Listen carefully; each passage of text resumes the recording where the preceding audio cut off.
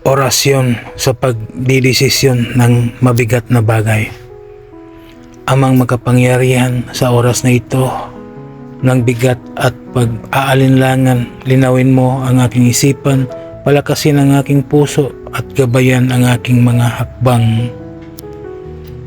Huwag mong hayaan na ako'y maligaw sa maling daan, bagkus ipakita mo ang liwanag ng tamang pagpili.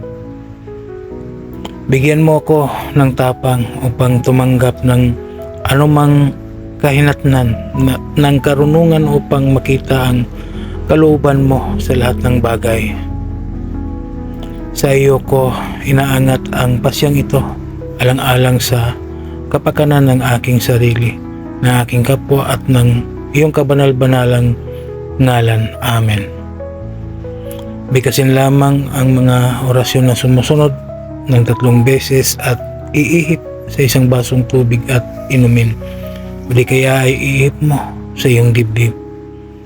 Sator arepo tenito perarotas, lemostre spirito matam, lemostre spirito matam, lemostre spirito matam.